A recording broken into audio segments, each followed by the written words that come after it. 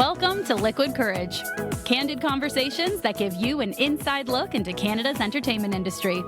I'm your host, Amanda Pereira. Every episode, I sit down with ridiculously talented folks from right here in Canada. And with some liquid courage, I ask the questions we're all dying to know. From career wins to total faceplants, hilarious missteps to surprising breakthroughs, and behind-the-scenes tips you can actually use. These chats remind us we're all just figuring it out. So why not do it together? Today I sit down with Colleen Rush and we sip on some LaCroix limoncello together. Colleen is an award-winning casting director with over a decade of experience. Alongside casting director Larissa Mayer, Colleen is the co-casting director at Larissa Mayer Casting and Associates. And in 2024, she launched her own company, Colleen Rush Casting. She's been nominated for 4 Canadian Screen Awards and took home the win this year for her work on Late Bloomer Season 1. Colleen has cast all kinds of projects, including commercials, movies, TV shows, and animation, and has worked on projects for major platforms like Netflix, Crave, CBC, Amazon, TVO, Hulu, Hallmark, and Paramount. She thrives on close collaboration with creators, producers, directors, and actors to bring the best talent to every role. It was such a great time getting to chat with her about an area of the industry that I personally find so fascinating. If during this conversation you hear something referenced, like a TV show or a podcast that we say is amazing and you want to check it out, don't worry, I got you covered. Check the episode description and I've linked everything there for you. Okay, so when you asked to do limoncello, LaCroix limoncello, hi guys, I'd never tried it. And I'd never tried it. And I feel like I need to say I have tried LaCroix. Drink. So good. For like water drink for people who like water. But it's the most delicious drink. I'm not going to say the most delicious drink ever, but like for water, yes. For water, I bought a whole case and I'm like halfway through it because I was going to wait. And then I was like, you know what? Maybe I'll just try one. It has You could have hated it. You could have been like, oh. Yeah, I could. There are times where I try a drink on the podcast and I'm like, I'm not the biggest fan, but like I'll drink the rest of this. Do you tell them? You're like, this is not my... I did. I'm not a fan of this. I have told guests like, whoa, that's strong. It's funny. Like I'm not a huge alcohol drinker. But many people will choose alcoholic drinking, getting more comfortable. I was like, I don't drink. I'm so sorry.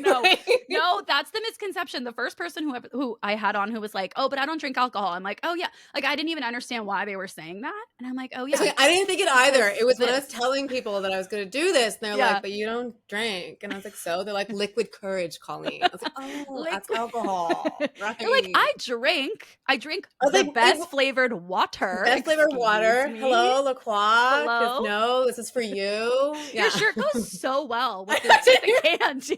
Oh my god, and your nails. All bright colors, everyone. Look at us. Wow, you really killed it. It tastes a little bit like there's cream in it, and I don't even mean that in a bad way. Do you know what I mean? It's like oddly creamy, but not in a gross way. It's creamy sparkling water with lemon, and that sounds disgusting, but it's so good. Can we open it together? Yeah, let's. Oh, that's so good. Let me get my little finger under here. Okay, yeah. Pretend like it's really hard to do. God. Yeah, act like it's really hard to drink. Mm. Oh, and the first sip I always spill on myself, which is so cute. I can't drink water, especially it's the last one. It's when I go, I'm like, I'm gonna finish it, and you're like, it's all over my face now. All over. Oh, I know. It's always that last one because you think it's so much less than it actually is. There's not much left, and then you're like, and now I've missed. Yeah, and it's sparkling, so it jumps.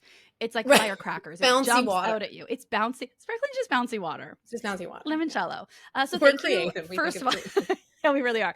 Thank you, first of all, for exposing me to this wonderful creamy lemon drink. I really appreciate it. It'll probably be my go-to LaCroix now. So thank you for that, Colleen.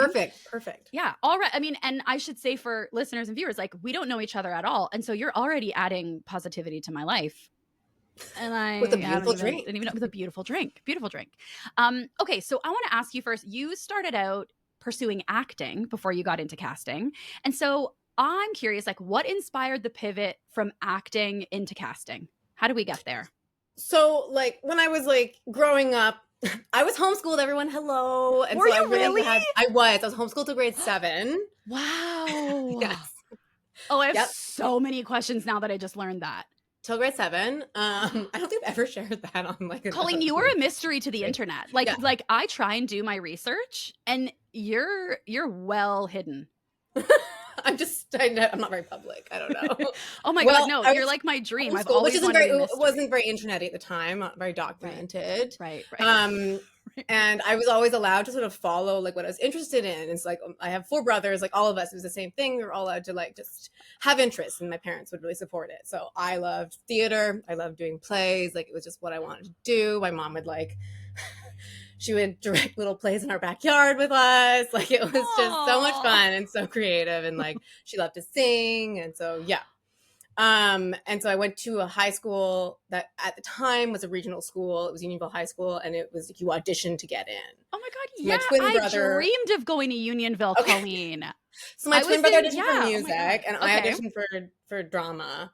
And I luckily got in and was able to just, do my drama life all through that, which is wonderful. And then I went to Queens wanting to be an actor. And it was about first year. I was like, I don't know if I want to. I hated. I guess I've always hated auditioning. I hated it. Oh, and now that's literally. And that's like most of the job, like until it's a certain point in your career. But like in terms of like an actual span of an actor's career, most of it is auditioning until you're into the demo and book whatever, and like if that ever happens. Yeah. So yeah, that's like a sneaky little thing that actors that you find out later that like actually your job is mostly auditioning. Yeah.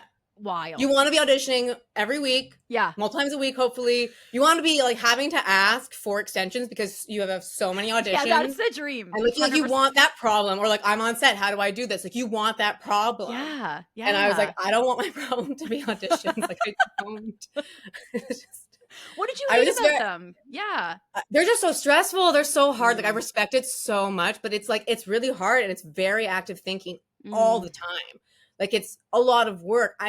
Yes, some you don't have to put as much work into, but literally you can put as much work into as you want, like every single time. So I was like, I don't like this side of the attention. Like, no, I still acted like through university. Like I still did plays. I still did whatever. Like it was still a lot of fun. I still did acting classes, but I started doing directing. And every time my favorite part was the auditions. Oh, it was my favorite. I loved it. I loved being able to like give a note, work with the actors. I love being able to understand their side of it. And then just like work with them. And I love putting it together of the cast and like why this worked and why this didn't, or why this was best, and all the different reasonings. And it was just such a creative like process that just like brightened my life. And so from first year I was like, I want to be a casting director. First year you're like, all right. University I was like, that's it. That's what I want. That's what I'm going to do. Yeah. And it's one of those jobs that's like, it's not a clear career path. It's not like, great, then I will major in casting. Like, how do you actually, and for people who are listening or watching who like, they're interested in getting into that, like, how did you actually get into being a casting director? How does somebody do that? I think there might be a bit more support now in some of the courses, like some of the film places, like they definitely have, like they teach you how to use like breakdown services and on an agent side. Oh, okay, amazing. Like I've met with some students that like have like know how to. I knew nothing. I'd never seen any of the platforms. Like I didn't know when I came in. But a lot of them are sort of taught it in film studies in different schools. I don't think all of them, but there's certain ones. Like U of T is one I'm aware of that definitely has some courses that teach those sides of it.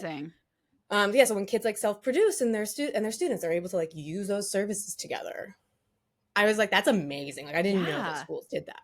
Yeah. So I'm sure like Humber does too, and probably George Brown. I have to ask Queens. I don't know because they definitely did not when I was there. Well, because like, first year you were like, bye. Yeah. You're like, I don't know. I'm pivoting. And it was also so theater based. Like none of us, like you don't use any of that stuff, right? Yeah. So all the film and television came later. But yeah, so out of school, I worked at Hey Lucy across from the Tiptoe Light Box. Yeah. For 1 week, and I was fired. Yeah. Oh, it's my only time being fired. It happens to everyone, I've learned. It really does. And there didn't be a reason. I'm assuming it's because I was too slow.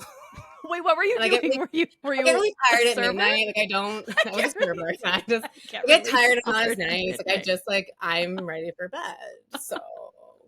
And I would forget the knife to go with the pizza, like go upstairs and like, sorry, and go back down. And then you have to walk down this up and down the stairs. Wait, did they tell you why? No, they told me, hey, Lucy, you told me you didn't have to give a reason, even though I asked. I feel I've never been fired. Like I've had I've been working since I was 15. Like I've had a lot of jobs. Like I work. My parents said to get a cell phone. I had to work. Buy it myself. Yeah. So I got a job. And that's how I got a cell phone. And Hey Lucy, yeah. I feel like, and I'm saying this with absolutely no knowledge base, I feel like they have to give you a reason. Hey Lucy, is it because she gets tired at midnight? Tell us. No, they don't. They said they don't. And it's fine. It's fine. So I brought in my search of like what I was looking for. Like obviously I was like, I'm going to be in casting now. Like it's not going to work. So I ended up selling cars at Kia that was in like St. Clair West. Because they're not open at midnight. So you can go to bed. Yeah, it was daytime hours. Like I was totally fine. I could stay awake. I knew nothing about cars, but like I'm pretty charming if I want to be, I guess. I don't know. Like they were like, and like in the interview, I was like, I want to be a casting director. No, you didn't. Like I did, and they still hired me. They were such sweet people. In what world was it like this? I wasn't like sense. I want to sell cars. Like I was still so honest. Like, wow. I'm looking for a job to help me until I become a casting director. Yeah. And they're like, great. And we are like, looking to be a stepping stone. Sure. Yeah. So Leaf, the most wonderful Leaf, he hired me. And right, Leaf I worked there great for about 8 months and was able to email casting directors periodically. I was just like, basically if I had a connection or had the opportunity to meet someone that was in casting in some way, I would reach out. I would buy someone lunch. I would buy a coffee. Like I would just try to get information and try to get on people's minds. Cause like at some point you need help and it's a very fast paced industry. And at some point you need someone to just sort of do some work that like you don't have time to do, but it's technically not that hard. Yeah. So smart. So yeah. Anyways, I started, so Miss Ayel at the time at Milo Casting, lovely humans. Oh. He at the time was like deciding that he wanted to move on somewhere else. And I think he went back. I think he's not there anymore. But anyway, so in the end, Milo Casting hired Shannon, who's still there, and myself as the assistant. And that's where I sort of started and just did some freelance stuff with them and Jigsaw. And then pretty quickly after that, I had to like quit the cars. I tried to do it at the same time. Definitely could not. It became busy. I didn't know they, it was freelance. I didn't know. Yeah. I was like, cool. Yeah. I'm gonna have some time. No, definitely not. No, they were very busy places, and then Rebecca, who was Larissa's assistant, she was moving to the UK, and I went to school with her. Oh. And so I asked him, like, hey, are you actually leaving? And she was like, yeah, I am. And so she suggested me, Larissa interviewed me, and another one of our assistants was Ryan. And so it was just so nice that they both put my name in. Yeah. Larissa interviewed me, and then that was like a decade ago. So wow. Never looked back. I'm just so lucky. It's so amazing. Well, and it really just goes to show, like, put yourself out there. Man, also, like, not just say to yourself what you want, but tell others, even if it's an employer of a completely different industry. I was telling people hiring me for different jobs. Tell everybody what you want to do, even if it might work against you. I want to be a casting director. Would you like to hire me at Kia? Yes, I was telling everyone I was selling cars to us. If you want a car, I may not be here. I'm going to be a casting director. Yeah. Are you hiring a casting director? No. Okay, great. Mm-hmm. Do you want this Kia Forte? How are we feeling? You want a Kia Forte? And we can drive to auditions together. Yeah. Oh my God, that's so great. Oh my God, I'm tearing up. Okay, so for people who might be in the industry, or maybe they're just starting out in the industry, or maybe they're not at all, could you explain the casting process?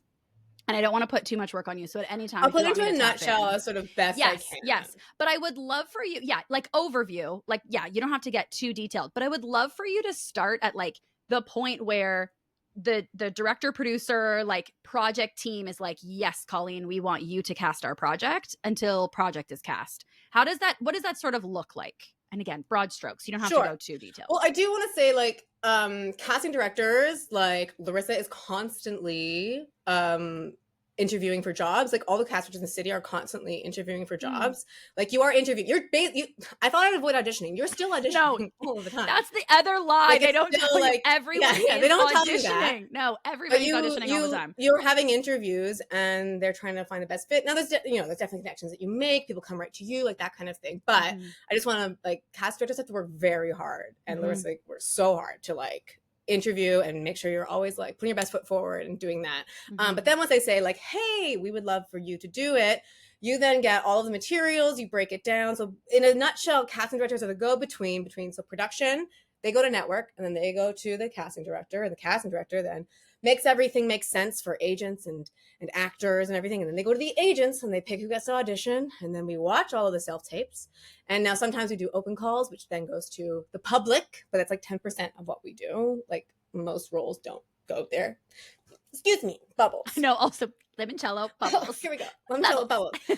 And then we watch all of self-tapes and we decide that who production gets to see, who did the best, who, because they can't watch everything. Mm-hmm. And then they have their selects and we do whether it go to callback or chemistry or that. And then we also we deal with all of the offers and the negotiating between production and agents. Mm-hmm. So when it's decided on who it is, we assist with writing the offers and then we put them out and we manage all of the back and forth until a deal is made, and then we send off a deal memo. And generally at that time, depending on the project, but generally at that time, that's when you sort of once it's cast, you're like, I'm done. Mm-hmm. Mm-hmm. In a nutshell. It might have been a bit long, but that was a nutshell. No, I think that was amazing. And I think it touched on a few things that I think even actors don't often know. I didn't know until I worked very briefly in casting.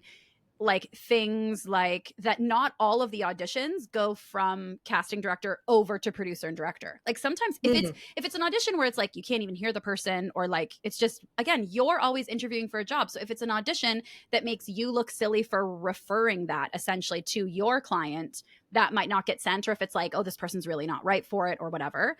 And also how much, I guess this is another part that I think is interesting, how much influence or say do you find as a casting director you have in who finally gets cast versus the director or network or writer or whatever choosing? I would say generally our say is who we ask, who is sent, and there could be some prelim conversations and stuff, but in the end it's the money, it's network. Mm-hmm. That's in the end it's that. And if there is no network, then it's producer and director. Mm-hmm. You can have an opinion, you can say it, but in the end you're the vehicle to show everything and to book it, but it's not your decision. Mm-hmm. Yeah. I think too, when I started out, I always thought the casting director makes the ultimate decision. Right. And then when I realized that wasn't the case, I realized, oh, actually what success would look like, or what a bit of positive reinforcement would look like is if a casting director is requesting me to audition multiple times, then that means to me, they think I look good. Yeah. For me, the goal is to be being sent off to client. The goal is to understand it well enough to give a good enough tape that you're being sent off. Mm-hmm. Like that. Because you just need to be in the conversation. Yeah. Absolutely. Everyone remembers things as producers are doing this for a long time, as directors are, they see a lot of the same people, they flag things, you remember things. You'll get a request, you're oh, I saw this person audition 3 years ago. Can they, and I worked with them a while ago. It's always just top of mind. They remember things creatively. Where does it fit? So if you're in the conversation, it's the same thing as reaching out to people and keeping community and being active in life. And it just sort of, it'll snowball things. Mm-hmm. Yeah, absolutely. And I guess in terms of self-tapes, how much do you think the quality of a self-tape, those technical aspects, lighting, sound, composition, things like that, as I punch my mic, composition of what you're actually showing on the screen, which of those aspects do you think would sort of take somebody out of the running, and which ones are oh, this, if you have really good, for example, if you have really good sound, you're propelled to the top, then your performance can really shine? Because I think people get hung up on some of them, and I think some of them matter much more than others, and I could be wrong. So I'd love to hear what you think. Well, if we can see past technical problems, all that, a good audition is going to shine through pretty much no matter what. But you do want to help yourself as much as you can, and also the problem isn't really us or producer, it's network. A lot of them something sort of pretty to approve. They're expecting pretty TV quality things being shown to them. Otherwise, because you don't want anything to pull focus from what you're doing. So we understand sometimes you're traveling and you don't have your usual setup. That's totally fine. Phones are amazing these days. They're great. But if you have a messy background, just clean it up. It's cool. Yeah. I just want to be looking at the dishes in the sink, framing. Just make sure I can see you. This doesn't work, and this doesn't work, and it's just yeah. Raise your eyes types of things, but you'd be shocked. Yeah. I always wonder that. Yeah. Is there something that you're if you could send out a broadcast to all actors who are auditioning, is there something that you're I wish all actors knew this, a common mistake that they're making, or a behind the scenes tip where you're I wish everyone knew this because it would just help everybody so much? To think about that one. It's a hard one. I mean, literally when you were even saying like you'd be, or like messy background, you'd be surprised. It's like, I guess a ton of people are not cleaning up their backgrounds or are like. It would be like, for a lot of newer actors, like eyeline, like that doesn't help anybody. Yes. Like, I don't care if the person's technically beside you. They're not. Just look. Yeah. And in terms of like different eyelines, a lot of people are like, oh my goodness. But a camera, Right. it's like an inch will help. Yeah. 2 inches will help. Like literally a corner. 2 people. That's beautiful. I did it. Yeah. Yeah. Honestly, eyelines, that's such a great tip. Like, I really think that's something that is easy to overlook, but that when you watch your self-tape back, in real life, it feels like you are looking at 2 people beside each other, but the camera makes it look like you are looking like west and east. Like you are looking all the way over your shoulder one way and all the way over your shoulder. Yeah. So watching that back and being like, does this actually look like how it's supposed to? Yeah. And also, like in an audition, like do things that aid you. Like I get a lot of questions like, can I do this? Can I do that? Does it help you? Like props. Do they help you? Sometimes people hide behind props because they actually don't know what they're saying. Some people, it does help. Like it aids and it gives them something to sort of put some energy into. Like, is it helping? And if it is, fantastic. Keep going. Like, does this action help? Please do it. Like, play. How can you make this audition make sense? Because it's not, we understand it's not what is in the film. Like, physical things get really hard. So simplify them, but we still need the energy of it. But simplify it. Yeah. I know it's hard. Yeah. No, totally. And I mean, I think ultimately, you tell me if this is off, but like, I think ultimately too, if somebody is really right for the role and their energy and all of it, and you're like, oh, they just overcomplicated the actions of this, that's not going to like completely take them out of the rut. It's like, great, you can give them notes to retape or whatever. You know, it's like, but yes, simplify. That is a huge thing of like from script to self-tape. Those 2 versions are going to look so different. Obviously the end TV show versus like how you audition for it. If it's like an action scene or it's this happens. And especially I find sometimes what's hard to adapt is comedy, because so much of comedy can be in the editing that it's like, well, this is funny because then you quickly cut to this and cut back. But in this self-tape, you're just looking at me. So like just trying to think of ways to simplify it, but still sort of hit like the beats that they're hoping to get in a way. Yeah. And I mean, you can always take a little bit of creative license, whatever, you know, depending on the tone. I mean, generally don't change the script. That's probably a general, but like there's certain things that you'll know, like it's an improv-y, like the team are very improv. So like, probably improv. It's probably okay. Yeah. And casting I find is usually pretty good. Like they usually, like I found often in the description, they'll say like open to improv or like, feel free to improv a line off the end or something. Like, I feel like it's I feel like casting's quite generous in like letting us know when it's like encouraged, that we don't have to be worried. When it's encouraged to like have freedom or versus like stick to it. Yeah, which I love. What do you think is one of the like biggest misconceptions about casting or being a casting director that people get wrong or like assume wrongly? It's that we represent talent. Oh, that's a big one. Interesting. Like that you're the agent. Yeah, I think we're the same thing. Oh, and that we have like full and final say. And it's like, oh yeah. So you've already touched on it. It's it's that we decide, and also like, or that we don't want them to succeed. Like, I don't know. It's like, oh, that's all we want. We need you so much. Like, we want everyone to do well. There's no like limitation of how many good tapes we're going to be sending. Like, we would like to show as much as we can, and we need to show options. And you want to just show wonderful like auditions, and we want you to do well, like so much. That was something like I had heard when I first started acting. That was something that I heard a lot. Obviously, that like we want like casting directors, like we want you to do well, and we're rooting for you, and then. I shared with you before we started recording, like very briefly, I got the opportunity to work as a reader for Larissa Mayer. And she's someone that I work with very closely, and I love her. Yes, and I'm saying that because literally like her and Colleen work right with each other. And like getting to work as a reader in that casting room is where I was like, oh yeah, actually that's so true that they want you to succeed. Like seeing how much Larissa would care for take care of them much. And just and even some of it was such small things that like I can't think of any specific example right now, but it was even things like if they needed to take a moment before they started or checking in with them or it was just wonderful. Or like something small, like even on really hot days, like giving them a moment to like de-sweat their face, you know, like it's just Yeah, to where they were dab, like, or like, "You need to get yeah, some water." Like, she's yes. so warm Oh, and giving to the actors. it Yeah. was like, it really showed. And then as I started working more in casting, not with Larissa, but otherwise, I was like, oh yeah, because also casting is trying to like, as much as actors are coming in trying to make the casting director happy, casting director is trying to keep their client happy. And so like everyone wants everyone to succeed.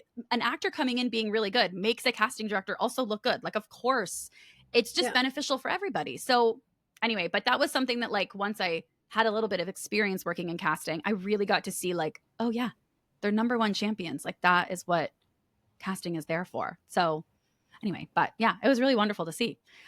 So when it comes to auditioning actors who are new, or maybe just who are new to you, like maybe you just haven't met them yet or haven't auditioned them yet, what ultimately makes you decide to like jump on that and give them the opportunity? Because it is a risk for you too. Like you can only look, you have limited resources of time looking through, or when it used to be in I would argue it's person less risky now. with Like, it self used to be really tapes. risky. Yeah, well, it used to Yeah. be really risky because you'd have to, like, everyone wanted to have a spot in the room, and, like, you only have so much time. You like, exactly, you Yeah. have so much time, and you're seeing all these roles, and everything was first round auditions in person in the room, and, like, tapes were few and far between. But Hmm. now it's actually, like, I was talking about this with someone the other day. It's although self tapes are, yes, you have to do so much work. I Mm. understand that, but it's such an opportunity for you to be able to fit acting around your Mm. life Hmm. and actually more likely succeed at it instead of having to be fired because you had to leave a job to go to an audition Truly. all the time, because like Yeah. it was like all the time it was that you go in the room. It Yeah. wasn't self tapes. So now that it's self tapes, what was the question I'm trying to answer? I don't Yeah. remember now. How do you decide like to take that risk? I guess it's not as Oh, much of a risk now, but so to now it's like decide. if an agent pushes, of Yeah. course, like Yeah. it's we're searching through hundreds and hundreds and hundreds of submissions, and we're picking the best people and all this, and like, but like we're open. We would love to see someone new. We'd love to see someone in a new light that maybe we don't think of them, like, Hmm. unless we know something that's not posted, but like we'll tell you Yeah. Yeah. Yeah. Yeah. like as much as we can. Yeah. Yeah. And is that typically how you're discovering or finding out about like new actors or actors that you weren't aware of before? Is it through agents, or are you also like looking online Oh, presence, or like, it's lots of different ways. Like if yeah. you have an online presence, like someone is going to find you. Yeah. Like it's just that's again a tool that in the last decade that's definitely become a thing. Like if you have an online presence, someone's going to find you, Yeah. and it's going yeah, like Yeah. and like going to comedy shows and going to shows and like trying to be active, like because not especially like theater, like a lot of people don't even have agents. A Yeah. lot of stand-up comics don't have agents. Like I just Yeah. did JFL in Montreal, and like most of them didn't even have reps, and like it was just like it Hmm. was so much fun to see everybody. But I'm like, yeah, and also like get an agent, go for it. They do have a lot of access. Like it's a really good tool to have. Yeah. Yeah. I think that's another thing, is thinking that like castings are like, I'm going to say like most of casting is through an agent, a talent agent that you have that represents you, that then is seeing these casting breakdowns and they're submitting you on your behalf. You are not submitting yourself for the most part. There is, like you said, the 10% that is out there and like There's an open open calls and there's call. things Yeah. like, but generally the open calls are going to be for something more specific. Yeah. For like an open ethnicity, Hmm. wide range, age range role, like it's going to be for something more specific, more culturally, like needing to like find something that may not exist as much as we'd like Hmm. in the casting world and Yeah. with agents right now. Like you Yeah. know, it's great finding new, like kids casting too. Like a lot of kids aren't even in Yeah. it yet. I mean, they have an interest and they do an audition, and then oh they like it, and oh they get booked in something, and they get an agent. Like it's sort of open Yeah. calls. They're really really great to find new faces. They're really Yeah. wonderful. Yeah. It must be so fun to, yeah, just to get to like see all the people who maybe have not who aren't as much maybe worried about the like do's and don'ts of a self tape, and like don't do this in an audition. Like maybe they're just able to be a bit more uninhibited and just like be themselves. Uninhibited, inhibited. Uninhibited? I Ugh, don't know. Both fucking hate work. that Beats word. me. Okay, But thanks. there's Appreciate sort of like a greenness that can be Yeah. very charming Yeah. for some people. Like and it really, yes, it's not like technical, you know, but there's this sort of like life, Yeah. you Yeah. know, This life, yeah, with some yeah. new This people. life that hasn't been beaten out of you yet from auditioning. No, but Give it also time. auditioning can No. be very fun. Yeah, yeah, yeah. Yeah. Also, yeah, yeah. It's What's all yeah. double sided. Yeah, Yeah. yeah, it's all both. And it's like finding, I will say like, so I mean, I was the person who always loved auditioning. I didn't love the logistics of, like you said, being, because I'm so afraid of like, I'm a bit of a people pleaser. And so having to be like, hey boss, I need to leave again to go across town for an hour or maybe 5 minutes, or maybe like, I'm not sure. You have no idea. With the commute, you They're just don't know. behind. Yeah. And now, like you said, like being, I do miss that like in-person chemistry with casting so much.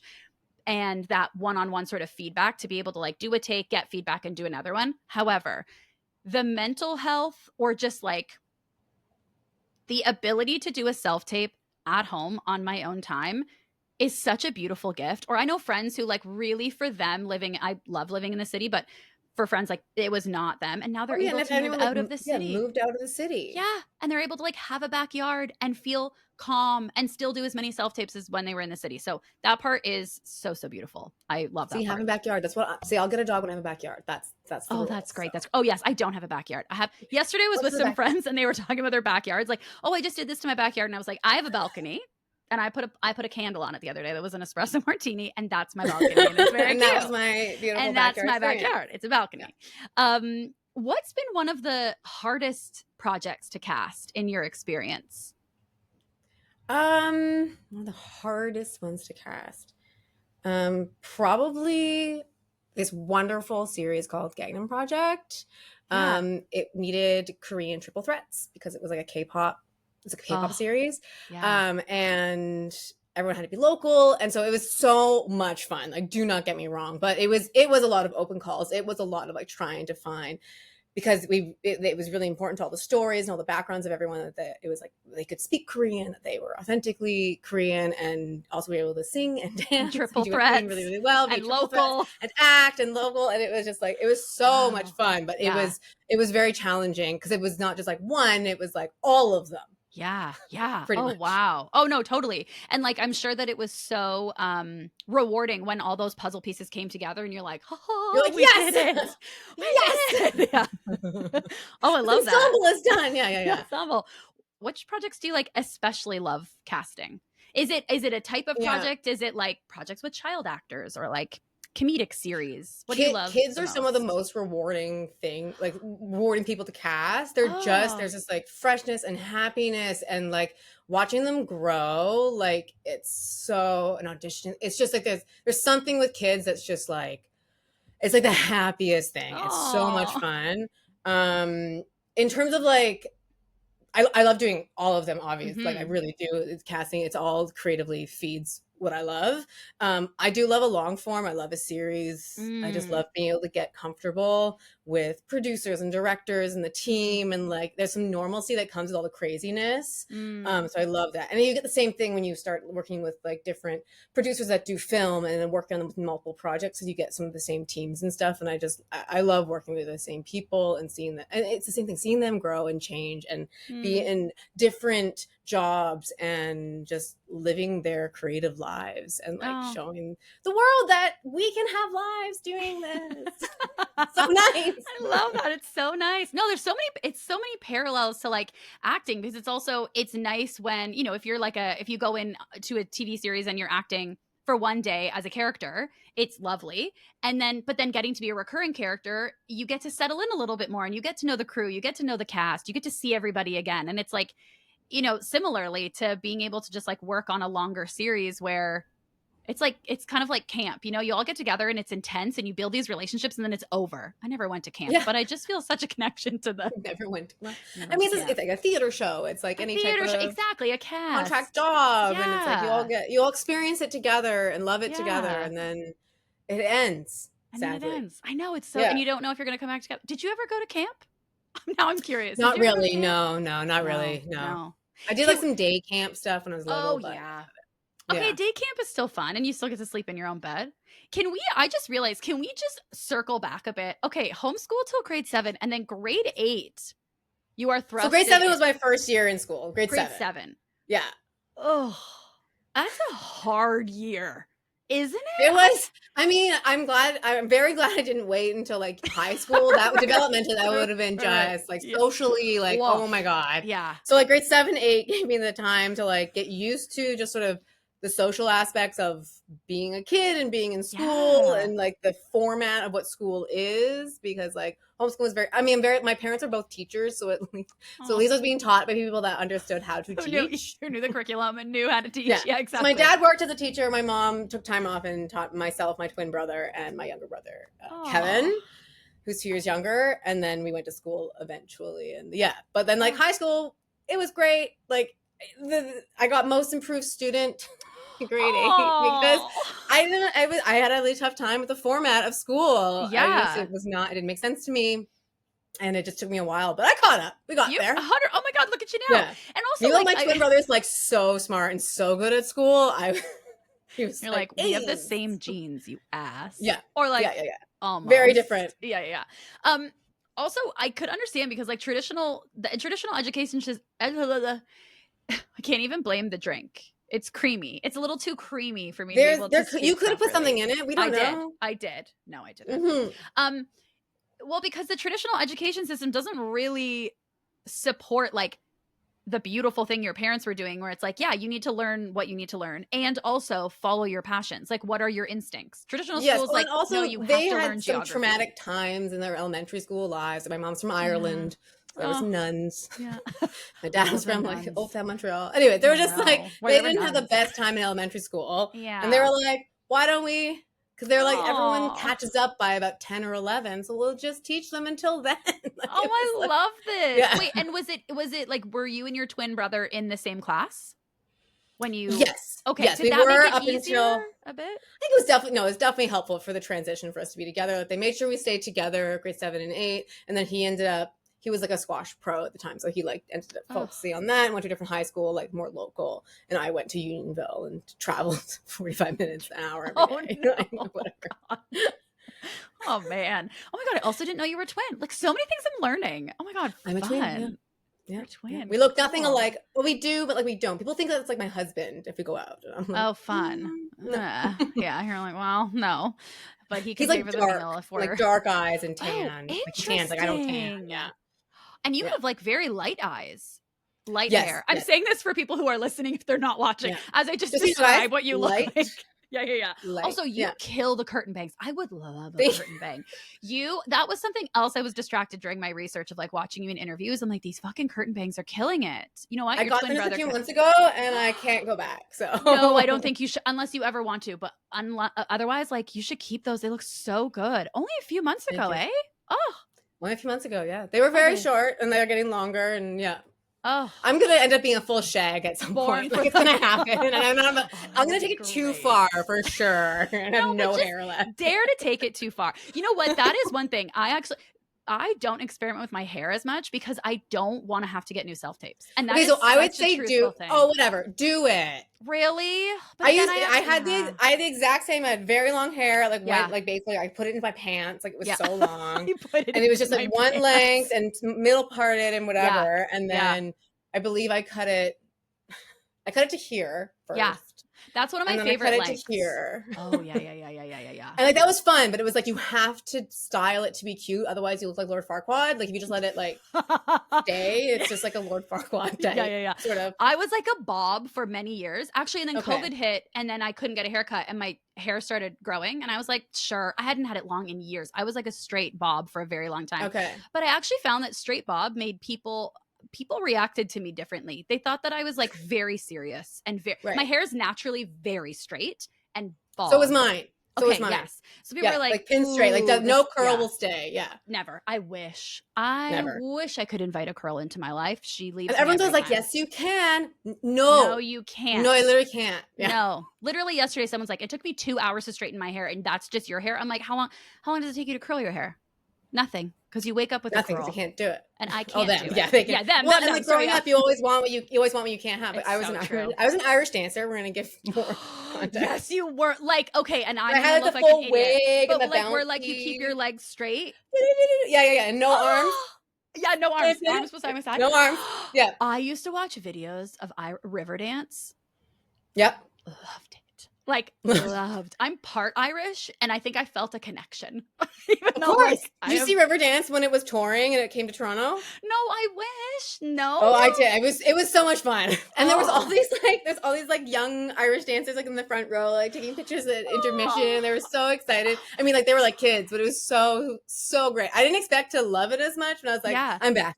I'm back. I'm I'm like, back. stop I'm with the back. musical pauses. Like I understand they Back to have to my change their costumes, but like back to the dancing. Yes, back to the dancing, Yeah. everybody. Oh, if they come back, I will 1,000,000% see it. Riverdance is one of those like just secret loves. Like if it ever pops up on YouTube, I'm like, yep, I need to watch people Irish dance. This is it. Yep, we're watching it now. Seems very hard. I can't even like downward dog in Pilates. Like I bend my knees. Like I can't quite keep Thank you my for legs clarifying straight. Pilates on that. It could have been yoga. You know what? That's such a Colleen, that's such a caretaking move of me. Because I was going to say in downward dog. And then very quickly my brain was like, oh my God, but what if she doesn't know what you're talking about? And then you don't want to make her feel like an idiot. Don't fucking say that. Say Pilates or yoga. No, it's true. I would have figured like yoga, like puppy yoga. Yoga regardless. Yeah. Puppy yoga for sure. And you know what's funny? Yeah. I do yoga with Adrian, which is a YouTube channel. It is yoga. I don't even know. Okay. I don't do Pilates. I don't even know what the difference is between yoga and Pilates, to be honest. To me, they're the same. I think one's faster. Okay, might have some probably slight need the weights. faster one. Okay. Isn't the Pilates the one that has like it's like slow movements, but sometimes there's light weight involved? Oh I yeah, don't those know. machines. Don't they do those Yeah, machines? but like yoga is like mostly stretching and like form holding Oh yeah, I think that's what poses. I do. And it's just That so sounds like yoga. slow sometimes. I'm pretending like I know what these things are. No, I I've actually done love them it. before, but I No, don't but know. no. But you were homeschooled by a star I was teacher, homeschooled by and I'm taking two it. star two teachers. star teachers. Yeah. So I'm taking They it. have degrees. They're teachers. Yeah, 100%. And you were most improved. So like I'm trusting you. most We're of going with them it. up to grade 8. Yes, Most they were like, improved. "Good job, you did school." You did school, homeschool girl. I can't even say it. That's so The sweet. homeschool girl did school. Yeah. Oh, you know, I feel like I was the most like made fun of by other kids in like the 5th and 6th grade, and 7 and 8 it started getting better. So I really feel like your parents knew what they were doing of like getting you in, just like skip the hump and then get you right in before high school. Get it back. Yeah. Yeah. I mean, my younger brothers, they went to school from like kindergarten and like preschool onwards, and they were all fine. Like it was all fine. Oh, after you and your twins, my mom was like, Kevin, my mom you're going to school. Yeah. So three of us were homeschooled, and then the last 2, they all bye. Kevin and Younger, let's go to school. Kevin and Younger, let's go. Yeah. Kevin and Younger, off you go. Yeah, your youngest brother is called Younger. Yeah. Okay, so a huge part of your job is being perceptive and like taking people in and like observing them and whatever. People were like, "What would you do if you were in casting?" And I was like, "I think I'd be an HR person." Oh, interesting. Why? I'd be all the middle person of like relationships and experience. And you're like, what if you were in HR? And you're like, I would be a couples mediator. And you're like, what if you were that? And you're like, yeah, sure.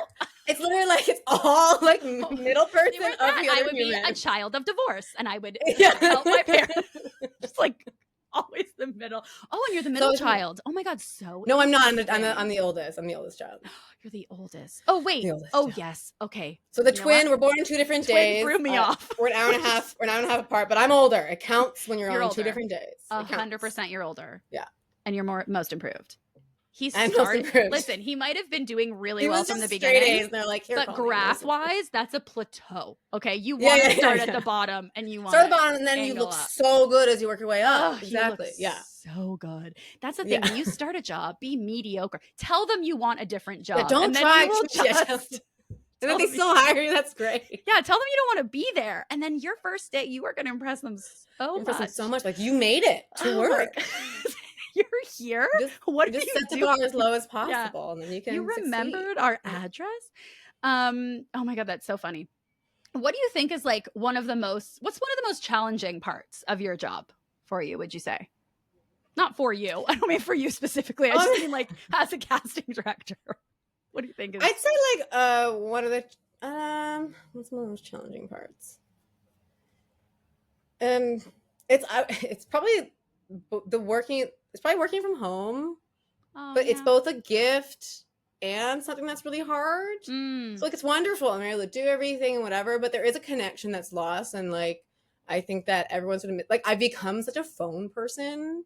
Like I'm like, hello, I'm calling you now because I get sick of phone call person. Yeah. Oh, I'm a phone call person. Yeah, like I will text too, like if they're not answering, but like I want to talk through things. Like I want to I want to build relations with the people that we're all working with. Like, I like to be on the phone, and I didn't used to. I used to be like, in person was totally fun. That was great. But now I'm like, hello. Because you're It's just your alone in your day. house. It's just like, oh, Yeah. well, no, So it's that's true. what And every it's producer such a agent yeah, it's such a collaborative job too. That then to end up be like you're working at home alone. It's like this is a collaborative. We're all putting together a puzzle, and yet we're at home alone putting it together like virtually. It's it's totally different. Like it It's both changes it. amazing, but then it's also like, yeah, it's quite lonely. Yeah, lonely. Well, and I imagine adding to it, like I feel like you have to. You're giving good news. You're giving bad news. Like you're like, how do you navigate being home alone and then like all of those ups and downs of like this actor's so excited, or like this director loves this person, oh now this actor's like so bummed, or they're, I don't know, you've been auditioning them a bunch and this actor hasn't booked in a while, and you know they're great, they could really do it, but they're not booked. Like how do you just not take on all of that emotional up and down while being at home alone? You just talk a lot to you're like, hey partner, guess what? Yeah, bless the you partners. find people that do the same job, you have dinner with them, share it. Oh yeah, that's actually such a great, like just shared experiences and just helping with that. Like, oh my god, yeah, absolutely. Are you good with like turning your brain off, like with when you're done work, like okay, now even if you're watching TV or movies, or if you're just like out to dinner and stuff, are you good with turning your brain off, or are you constantly observing, assessing people all the time? Well, I mean, in terms of like the obsessing when I'm out, like, yeah, I'm able to turn that off. If it's like a busy time though, I'm definitely have a tough time, like not refreshing to see what sort of happened and trying to be on and make sure that people have fast answers. Like I definitely sometimes have to be like, okay, you must stop now. Yeah, that was a really hard part It's for a me with skill. It's a skill. casting. And I think that working from home made it get worse. And then you're like, oh, there is no separation. Okay. Yeah. How do we make this better? Yeah. How do you make that separation? It's up to you. It's up to you to, and I don't think sometimes when people email you, they expect an answer right away. There's that feeling. But sometimes you feel it 100%. You know what I'll do sometimes in emails? If I know that I'm sending it on like a Friday evening or like during the weekend, I will, before like the cheers, Amanda, whatever, I'll try and make sure that I put in there, like, feel free don't need this answer for a week, or like, feel free to not respond. But then I'm like, I don't want to caretake to like assume they need my help. This was me telling you that Downward Dog was Pilates. You know what I mean? Where it's like, you don't need me to do that. Like they're fine. They can have their own boundaries. It's fine. Yeah. What outside of work, like what TV shows and movies do you love to watch? Like what are you drawn to? Just as Colleen. I'm drawn to very character driven, pretty much anything. Oh. Like if it's a sci-fi, if it's mostly about the world they exist in, I'm probably not going to care. Right, you're like, but if it's about like the characters and like what drives them and like that, like I don't know, like I just watched North of North on CBC I haven't Gem. seen it yet. Yes. Oh my god, it's so good. It's I've quick been hearing too. amazing it's so things. good. Yeah, I like fell in love with it. It was so amazing. Like just also like Stephanie, the cast, like that must have been so hard. Oh, it's so beautiful and like and it's funny and it's heartfelt anyway. So that was absolutely fantastic. I really loved Now We're Going to America, but Silo was so great, so character driven. So did you ever read the books? Are you a book reader? Do you? No, I never read those books. I'm not a huge book reader. I'm a book reader like on vacation. Same. Yeah, so I'll get through it quite a bit, but in terms of like my regular time, not as much. But that's also because like you're reading scripts, you're reading like there's a lot of reading all the time. You're reading all the time, and so sometimes it's like no. I do find watching a movie or watching a TV show more relaxing. Yeah. When in the work sphere than reading the story. Reading. So fair. Oh, so fair. Silo was so good. And I saw the series, didn't realize it was a book, and then read the book. And I have a really hard time doing that. I love reading a book first and then seeing it. And then going, on screen. I don't think I've ever done the backwards. It's too hard. And like maybe this is on me, but it's like watching something that's like a 30-minute episode or whatever, a movie, let's say 2.5-hour movie, and then reading a book that's going to take me like multiple weeks. I can't. I'm like, this is 40 pages of one scene. It's too hard. And it sucks because I'm like, this book deserves better than me right now. But no, Silo was so good. I still haven't finished the second book. I think there's 3 and I haven't finished the second one. That's what I do. I have like 10 half-read books and they're all amazing. Well, sometimes they can't keep the attention. You just sort of I'd rather watch a show. I know. How and are then you? Just tell yourself it's perfect because it's what we're in. It's the jobs we're in. Exactly. And I do find sometimes like if I'm feeling bad about, this is the thing. I love TV and film. It's one of the reasons why I got into the industry. But then being in it, if I'm feeling like, we all have ups and downs in our career. And if I'm feeling like kind of crappy in career, then when I'm watching TV and film, it sucks. I end up feeling worse because I'm like, oh, I wish I could be, or whatever. So I have realized that's part of the reason why I also am a fan of reality TV, because I have no interest in being in reality TV. Oh, I do watch a lot of reality TV. Oh my God, Colleen. What are we into? Let me requires take a no sip. thinking. They repeat themselves so much. Oh, you can never miss anything. They recap a million times. It's so good. I mean, it's horrible, but it's so good. Definitely. Okay, and it's all Vanderpump's fault. Vanderpump got me into reality TV. Oh, that's what there was so much drama in. about Vanderpump, and that's what made me start. Yes, and, yes. And then you get into the Housewives, and then you get into... Colleen, welcome. Welcome to our little it's been about 2 years now, and I'm like, I'm in. Yeah, you're in. And like for a while there was some shame in me about reality TV, and I was like, yeah, but you know there's definitely shame. Like, I was like, shame. am I going to tell her that I watch reality TV? But it actually was during the pandemic that made me realize, like, what I like about reality TV also is that it's not going to make me feel anything too high or too low. It's going to keep it right in the middle. I know everyone's fine. Like, everyone's going to be okay. Whereas when I watch, which I also love doing, like a beautiful movie that like makes me realize something about myself or like reminds me of something, when I'm really stressed, I can't handle that right now. Like, we got to wait. Well, I'm feeling great. You're giving like a lot of time to it and emotional like availability, and like I enjoy it. I want to, but like I need to be in a headspace that can handle it, which is still like a lot of the time, but it's not all the time. Yeah, not all the time. No, now I've realized like, oh no, reality TV, it's just like, it's great because I can check out. And it also, I'm half reading. I'm like 1/3 of the way through this book where it's talking about like reality TV and how it reflects society back to us. And I was like, oh yeah, also reality TV is a slight study of psychology and anthropology and how we are and how we interact with people. And I'm like, damn right. Okay. A little bit less shame now. I feel like it's basically educational. It's psychology 101, people. Psychology Follow 101. Your passion. Yeah. Love is blind. Everybody. I haven't watched the reunion of UK. Okay. But everything else. I watched that this weekend. Lovely. Love it. Oh my God. It gets very like, we're going to focus on this drama, then this drama. They're not very fluid. It's just drama. Some of the hosting on some of these reality show reunions are so wild to me. It's so siloed. Talk about siloed. Where I'm like, can we talk about how this affected that? No, we're just staying with the couples. No, we're just staying on this couch and then this couch. And then that couch. And we're talking about this. Yeah. Well, because they also watch what viewers like latched onto. And so they look at that and they're like, okay, that's what we talk about. Yes, 100%. Yeah. I just started on Netflix. There's this documentary about The Biggest Loser, about how that affected. Have you? Okay. Oh my God. It's so interesting. Did you watch it when you were like growing up? I watched a little bit. Yeah. Not all the seasons, but I did. I watched quite a bit. Yes. My mom watched it. It was like a hangout, like whatever. And I now realize that it was like messed up. But at the time, I think that's something that is both terrifying and amazing. Is like at that time, I looked at it this way, and then now watching it via the documentary, I'm like, oh yeah, if this was on right now, I completely recognize how horrible this is. But at that time, like it was normalized. With the eyes of 2025. Exactly. Like, I think even just the idea of diet culture has shifted. Oh, so yeah. But at that time, diet culture was very much like, we're always going to be on a diet. We're always going to be like, you know, watching what we do. And like, there's one type of body type and it's skinny. Yes. And now it's like, hey, people, be yourselves. Please, let's be humans. Live your lives. What makes you happy? Like, yes. Oh, it's so... Just feed yourself, please. Yeah, please. Just everybody, feed your soul, feed your body, feed your mind, feed your heart, feed all the things. 100%. One of the biggest like realizations for me of that was a friend sent me. There was this picture. I feel like we're similar age. When I was growing up, there was this picture of Jessica Simpson, and she was in, I think, like a black tank top and maybe like cheetah print pants, and she was on stage, and it went around everywhere, people being like, oh, Jessica Simpson put on so much weight. And I remember at the time she's like thinking, a normal my God, and she looked amazing. She actually okay, so at that time I was like, oh wow, she's put on weight as a 12-year-old girl.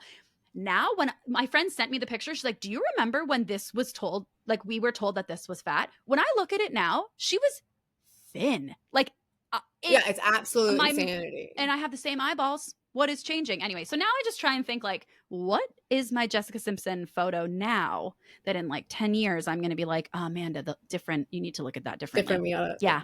Got to switch that around a little bit. What can we look at with 2035 eyes? 50. 2050. No, I love 2050 eyes. Yeah. We don't care about what the world looks like, the sci-fi world, but we care about the characters. In 2035. It's always about the human experience. It's all the characters. All what they do. I don't have to agree with what they do, but as long as it is like, as long as it's rooted in what makes sense for them. I'll watch it. It'll wash over me. I'm game. Because I'm definitely someone who will guess what's going to happen. Oh, yeah. Me too. As you get used to story structure, as you get used to how things go, you kind of like, you're like, that's the thing. All right. Yeah. Even like, just like the camera like holding too long on someone, you're like, they're going to die. Oh my God. A really close friend of mine is not in the industry, and there's times we'll watch, and I only do it with her because she likes it. I'll be like, they're going to date. They're going to kiss in this scene. Oh, that guy's going to die. And she's like, how do you know this? And I'm like, I promise you, it's just because I'm your only friend in the entertainment industry. Like everyone, it's just they know story structure. That's all it is. There's a reason. Camera time, it's expensive to shoot something. There's a reason that they kept that in the edit to like hint. They have to bring you along and give you the key things. You have to catch them. Yes, you got to catch them. They got to give enough. They got to hold it on camera for you to catch it. Even subconsciously, they just have to like get you. Yeah. With it. Yeah. Is there any like show or movie that you've watched where you've been like, oh fuck, I wish I was a part of casting that? Like, I love that. That was such a good cast. Sort of. Oh my God, I love Sort of so much. I'm going a bit back. The Porter. Oh my God, it was so gorgeous.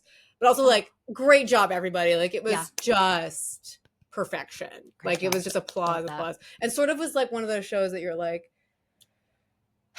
it was like both feel good and like look at society. I don't know. It was just so good. And The Porter was just like so solid, like no notes. Like, no notes. Oh, I love a no notes. Oh, yeah, that's great. Those are great ones. So I have a couple questions from listeners or viewers of the podcast who I was like, if you were going to ask a casting director a question, what would you ask them? And some of them are from, I just have a few of them here, and some are from people in the industry, but some are from people like outside of the industry. So I just thought I would read some. So one is, how far into watching an audition I wrote this out and I can't read it. Oh, how far into watching an audition do you know if somebody is right for the role or not? Like, how quick are you like, nah? 20 seconds. Oh, love that. Like if it's really bad, it's quicker. Right. But I'd say about 20 seconds. 20 seconds. That's incredible. Because if you think about it, like some self-tapes might be like 4 minutes, 5 minutes. And it's like, nope, you know right away. I love that. Okay. This was an interesting one, I thought. As a casting director, how do you make sure that you're aware of your own potential biases when it comes to how you're viewing actors' capability or like the characters that they could play?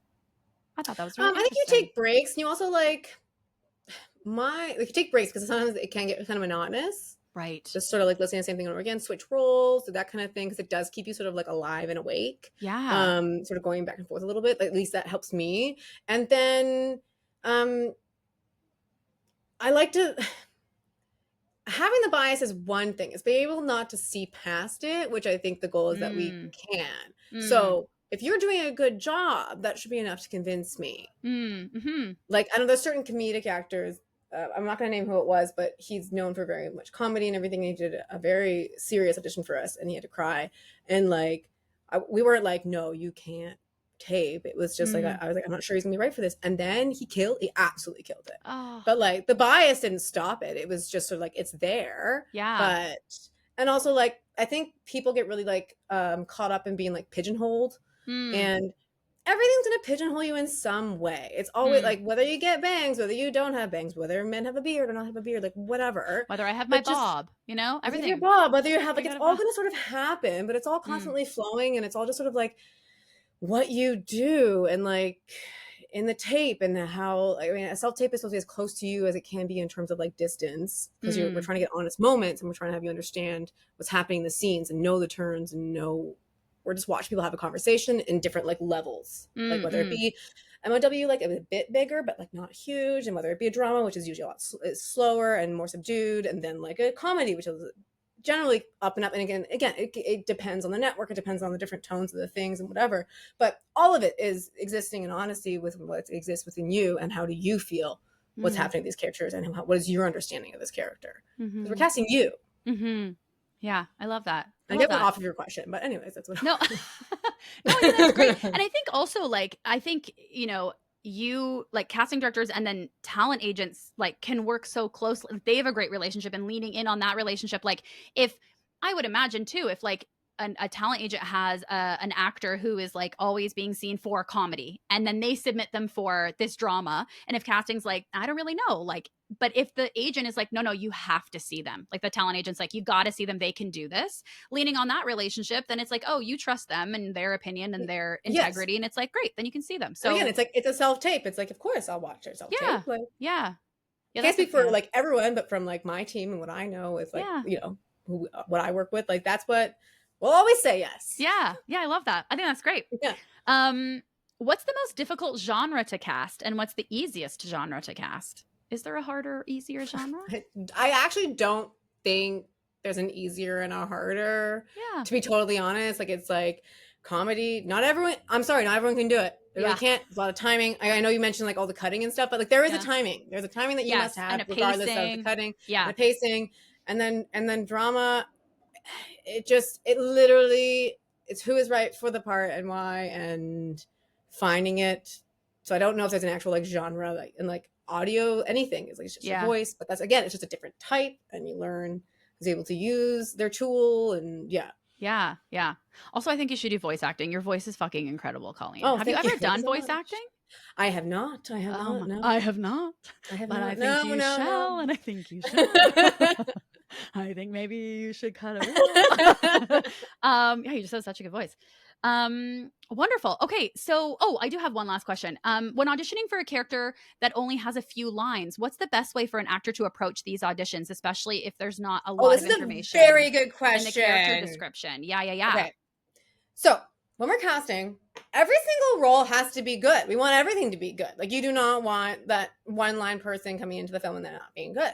But what I mean by good is like, you don't have to do that much. It's not about you. I'm so sorry. Like, those roles, it's just, that is it.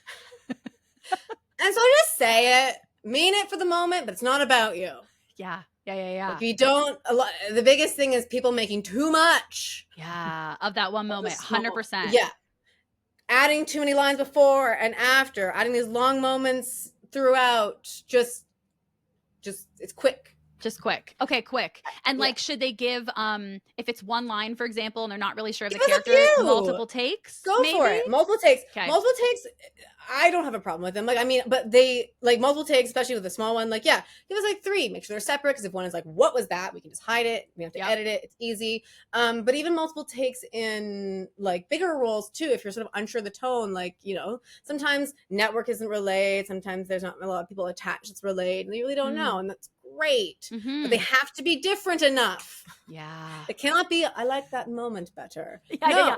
My hair looks clearly different enough. One. And you're unsure of the tone. Or if you're like, because we really try to like aid people, and like, if there's an accent, tell you to do an accent, what the accent is. But if you're like, oh, I'm pretty sure this role has this accent, but it doesn't really say it, and I'm not sure, do a take with the accent. Do a take without the accent. That's totally fine. Like, as long as they're different enough, and then separate, so we can be like, what was that, and hide it. Or just, that one was so much better in what this is. Yeah. So we're going to try and put your best foot forward always. Yeah. That's our best foot. So yeah, exactly. Because that's yours. Exactly. Perfect. Okay. And the way that I wanted to end this today is I wanted to ask you, who is a Canadian artist or a piece of Canadian media, like that can be a book, a podcast, a movie, a TV show, whatever, that you're really loving right now? Okay, well, I think I brought up quite a few Canadian pieces like earlier. I think for like you a did. Person, I just saw, it's called Oleana. I just saw a play at Tarragon. Anyways, but Star Slade, she's just such a star. She's so good. Oh. Yes, okay, she's in Nika and Madison, which is now in TIFF and whatever, and like Larissa and I did that, and it's just so good. But like, she's so, and anything she does, anything she touches, she's so amazing. So anyway, she's definitely the person that in the last like little bit, I've been like, I'm obsessed. I love that. So wonderful. Okay, so everybody go to her IMDb and see everything that she's in, and then just go find all the things she's in and go enjoy. And then just go through that. Yeah. Every single thing. Why not? I mean, why not? Why No, not? I love this. I love this. Something, speaking of reality TV, something that I'm a little bit behind the game because this was last year, but I've been watching the Great Canadian Pottery Throwdown. Like, I'm obsessed. Yeah, I haven't seen that yet, but I've been told to watch it. God, it's so fun. Just for anyone who doesn't, it's like 10 amateur pottery artists, 10 amateur potterers. And they're competing in pottery challenges. And I'm just like, yeah, any and Seth Rogen's the host, is that right? He's like an executive producer who makes some appearances, who's like a guest judge. So he comes in a little bit. He does, to be like, hey, I'm here and I support this. But I like pottery, and then I like pottery, exactly, yeah. And in the first episode, he's like, I made this pottery that is also a bong, and you're like, you are Seth Rogen. That is exactly that is it. See who you are, yes. Host it is Jennifer Robertson. She was in Jennifer, you know that she's in okay, she's the host. Yeah, she's Georgia. Yeah, just so lovely. So it's so fun. Honestly, any competition reality show that is like the competitors are doing some sort of craft, I'll watch any of it. Glass blowing, like miniatures. I'll watch anything. I love it. Okay. So I'm really enjoying that right now, even though that's last year, but that's fine. Well, sometimes we get to it late, and it's fine. Sometimes we get to it late. We can't keep up, and I love having a list. And, you know, I started the Great Canadian Pottery Throwdown before I finished Silo and all the other books. And like, that's where my priorities are at. You just need to relax. I just need to relax into it. Colleen, thank you so much for doing this today. We do not know each other at all. And I just so appreciate the leap of faith of coming in and being so generous with your time and your expertise and your journey and like sharing it with me. So I just really appreciate it. And for introducing me to creamy little lemon drink. Creamy little sparkling water lemon drink. Well, thank you for having me. I was so flattered when you asked, and I've had so much fun, and just like, thank you. Yeah, this is great. I love that you do this and put your time into it, and it's helpful. I don't know. I love watching these types of things. So. Oh, me too. I love it too. Yeah. Oh, well, thank you.